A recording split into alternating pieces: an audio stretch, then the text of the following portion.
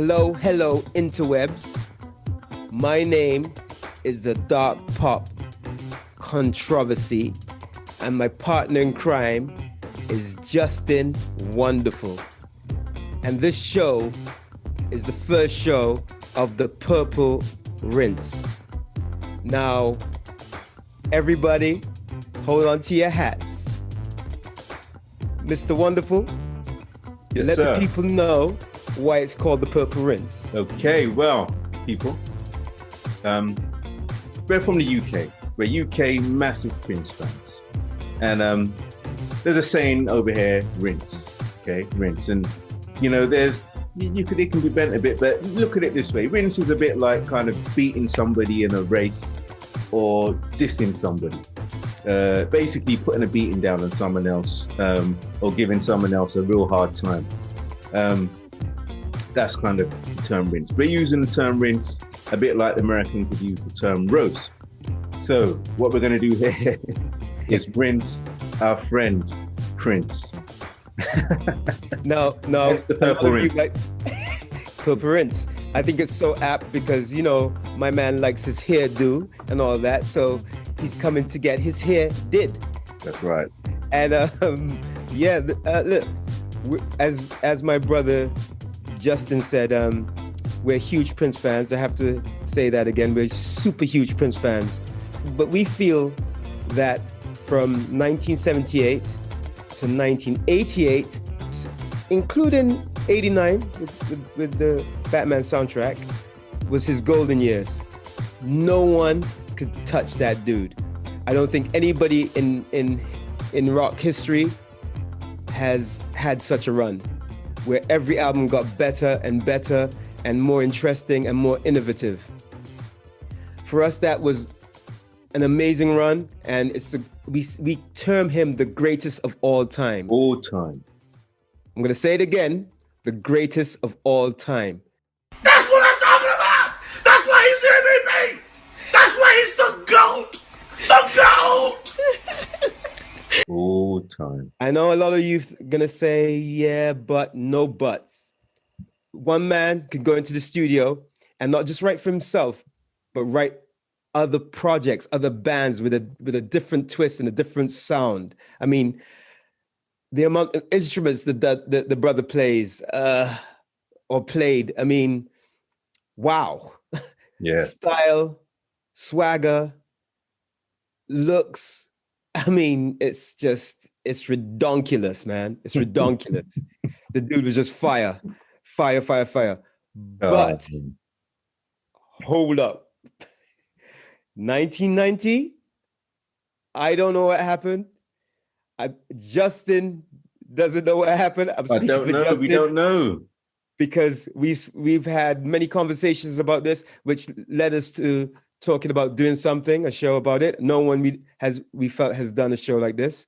And I mean, lots of people have reviewed him, but we decided that we're gonna go back and look at the years that we didn't like or didn't play much of, or, you know, and kind of revisit those albums, you know, and with fresher ears and, you know, with an open heart and an open mind.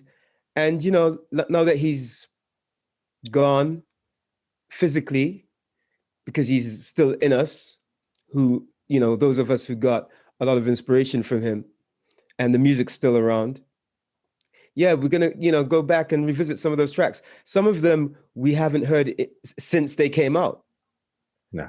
You know, I don't put on any of those tracks from the 90s, hardly.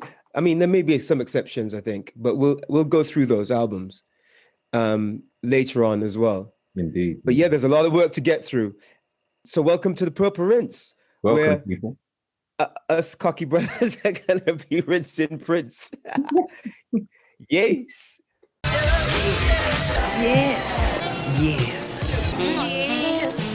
Yes. That's right. So, I mean, just to add to that, you know, just to add to that, really, the conversation we're having with you guys out there was a conversation we've been having for a long time. And we were like, let's just why don't we record these conversations? That's how this came Yeah. about. You know, we were just two Prince fans, two friends from a long time back, talking about Prince. And we're like, we should be recording this. Here we are, we're going to record it. So yeah, let's see what happens. Let's see what happens. We've got a lot of albums to get through, just like Dee said. A lot of these records I've not heard. You know, a lot of the 90s stuff I've not even heard. I mean, I basically cut off from Prince. You know, I'd always listen to a little bits, but I really stopped really digging in after somewhere around the Symbol album. Basically, once the MPG really started to take off, I was like, okay. And I stopped listening. I listened to an album a little bit, a little bit more, another album, then just thought I forget it. So there's stuff that we're going to listen to for the first time when we're doing it with you guys, the rest of the fans, and we'll be deciding what we think. It's either going to be yay or nay. I know there's going to be tracks we're not even going to be able to listen to because they're so bad. But we're open. But yeah, this is the Purple Rinse. So, you know, we're not taking any hostages. We're going to be honest with y'all. So D, Hold on to your hats. hold on. So Hold on to your soul.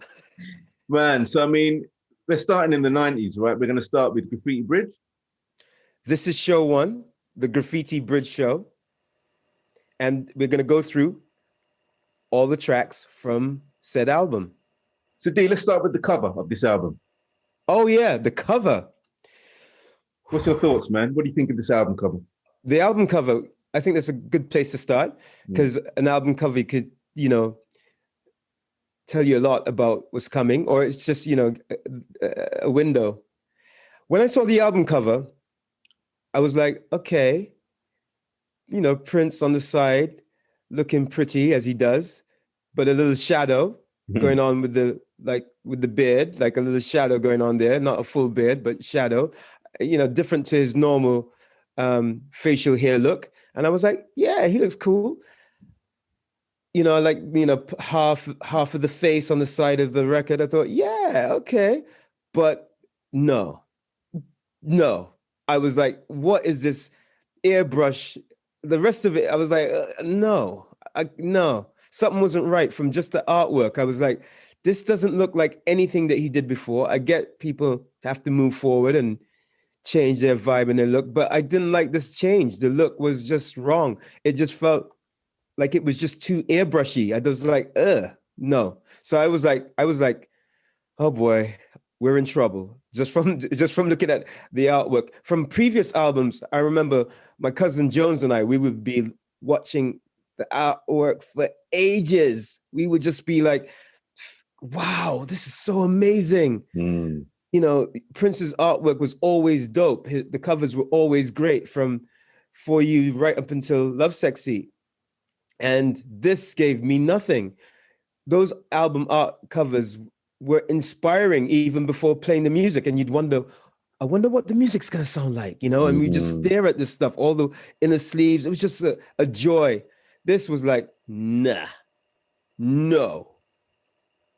Yeah.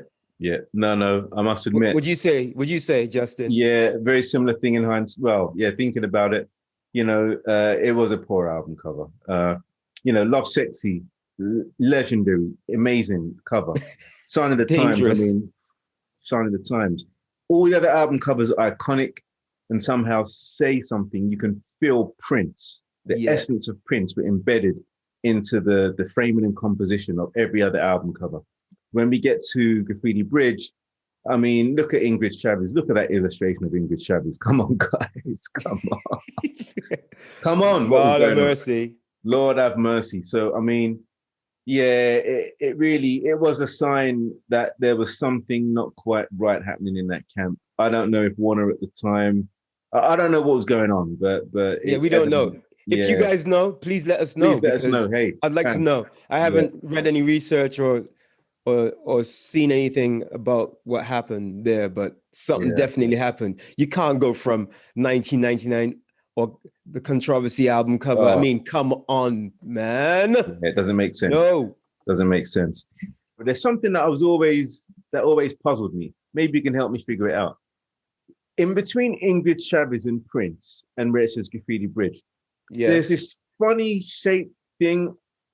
I think it's meant to be a guitar, but I can't really figure it out. Where exactly? It's like it's if you look at Ingrid Chavez and you look at Yeah. Prince and Graffiti Bridge, Yeah. in between them all, there's this odd shape that's like yellow and red with like kind of greenish lines going through it. And it looks like it's meant to be a guitar, but I can't tell. What is it? You know what it is? Between Prince and Ingrid, right? Ingrid Chavez. There's a weird, odd shape, and I could never figure out what that is. You know what, bro? I don't care. I don't care. I don't care what. I know what you're talking about. I see it now. I don't care. I really don't care. I mean, that album cover is such a disappointment. I don't care what it is. I don't care. I'm done. Seriously. No. So, I mean, let's get straight into the first track. Yeah. And the first track on this album was I Can't Stop This Feeling I've Got. I remember liking this track when it came out. I've not heard it for a very long time. This album's like over 30 years old, people. What? What? Over 30 years No. It came out in 1990. Oh boy. So this, it's been a long time. Jesus. A long time. Well, I haven't heard this. I haven't heard this album from those times. Yeah, that's kind of so crazy. I'm intrigued. Let's go. Let's do this.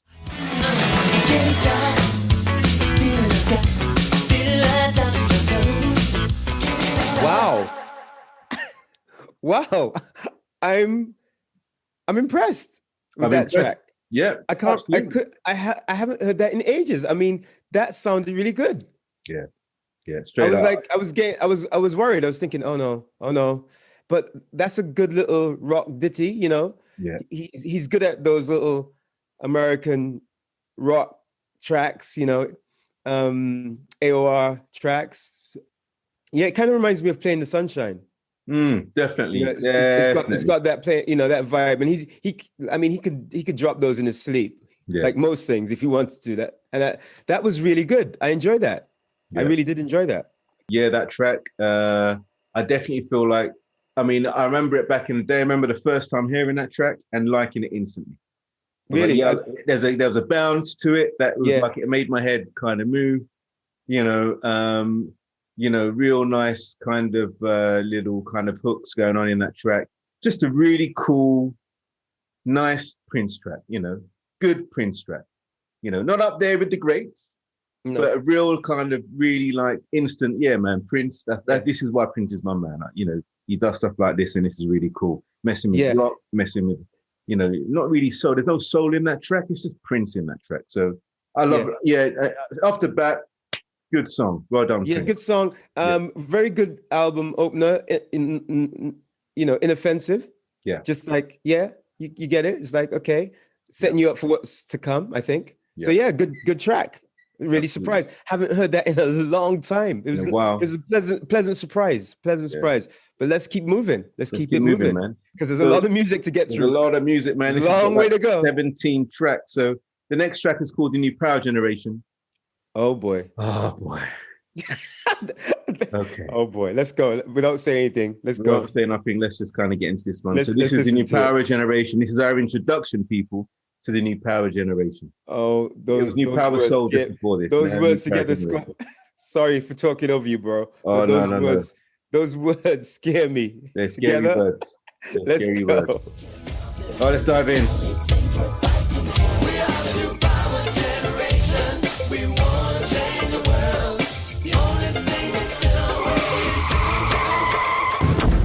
New Power Generation. What say you? No. I'm still on the floor with this one. You start, bro. All right, let me just make a confession first to the people. Right, we couldn't listen to this track all the way through. It was too bad. We just couldn't. So that says a lot. Even the name New Power Generation. New Power.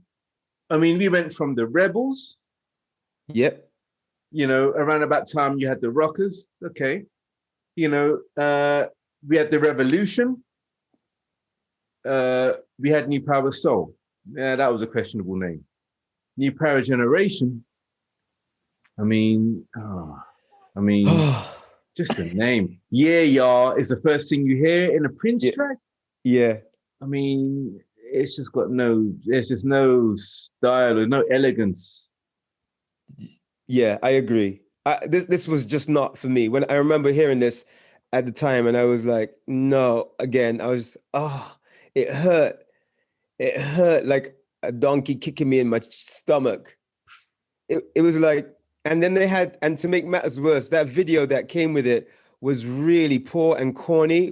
I just like, this is not for me. I was, no disrespect to people that got into this album, and this may be their first album. Music's like that. Yeah. You love stuff based on what's going on around you. Your first kiss. Your parents may be playing it in the kitchen, and you've got a certain attachment to it. But for me, I was like, no way, Jose. Well, I couldn't take this track at all. And I was like, and so far there was no Prince track I didn't like up until mm, then. I was I was like, yeah, I remember this brings back some bad memories, some flashbacks.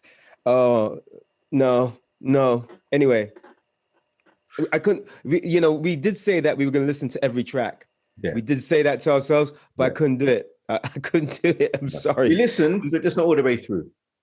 Yeah. We listened, I and mean, we we will could listen listen. to every track. We will listen Yeah, to but every track. not all the way through. That's what I meant. When it's All the way that through. bad, that's bottom of the barrel. That's down there near bottom of the barrel. So, all right, let's keep rolling. So, what's the next track we're going to listen to is called "Release It." This one's from the time. Let's see if they save the day.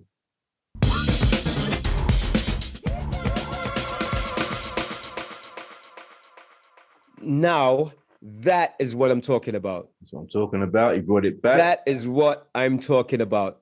That's Yep. what I'm talking about. That is a fire track. Yeah, It sounds like it's got that energy of Tricky yeah. and Chlorine Bacon Skin. Irresistible bitch, a little bit.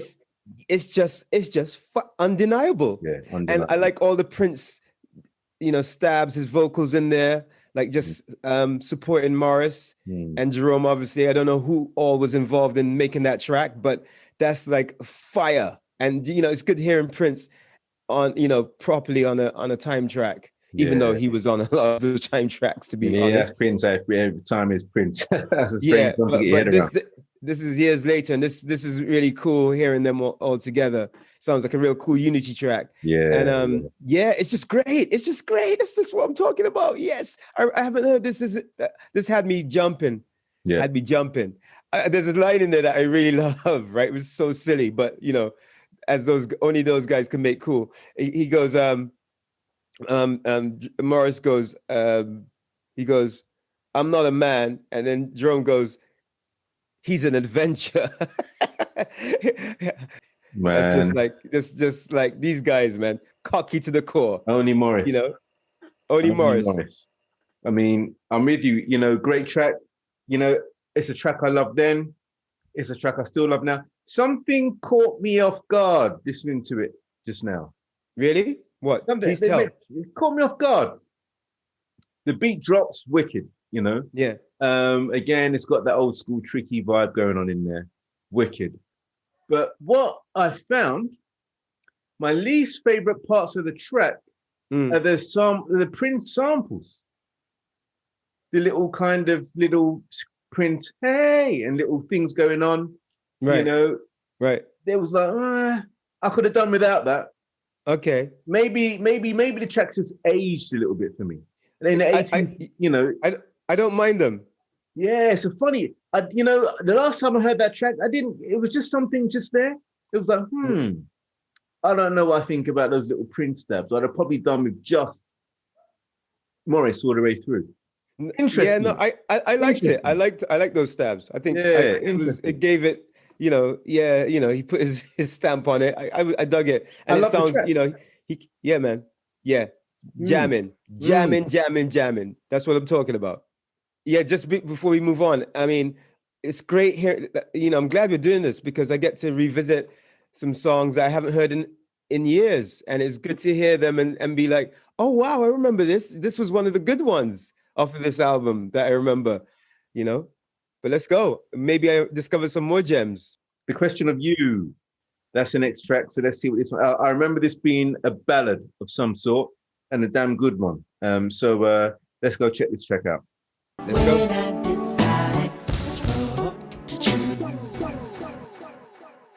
Man, yeah, I forgot about this. I love it, man. I love it. Prince could really take you there with his guitar solos, his tone on the guitar. Just has such a unique tone, and he really knows how to pull on those heartstrings, bro. With that guitar sound, he really takes you there. Love it. Forgot about this track. I love it. That's all. Yeah, it's sometimes you just can't explain why a song makes your hairs on your arm stand up. You just love it. You feel the emotion, and the rhythm is great, and it's just I don't want to say too much. It's just yeah. Yeah, I feel you. Yeah, Question of You is one of those tracks that would always make my slow jams tape. I always have my slow jams tape. I'd have much fun, making those tapes for moments. Why do you have a slow jams tape, brother? For moments that never came. It was about dreaming. Okay. Nice get out, bro. But Prince would be all over those tapes, and that track would certainly be on a tape. And just a beautiful track. The guitar lead, there's moments in that guitar. I was here doing air guitar as he was. I couldn't help my fingers from moving alongside him. Just one of those killer, real beautiful tracks. It's got that beat that Prince would often use, dum, dum, dum, in a lot of his ballads. That kind of heart pump kind of beat, and I just love the track. It's just that's why I love Prince and stuff like that. That composition, that masterful composition of a track, just masterful when it comes to slow songs, man. Yeah, and the guy knew how to pull them out. Yeah, like no one else. Like no one knows how to write the slow jam like Prince. He's the king of the ballads, as far as I'm concerned. The king of the ballads. One of the many kings, actually. I must admit, there's a good few people out there, but Prince is up there.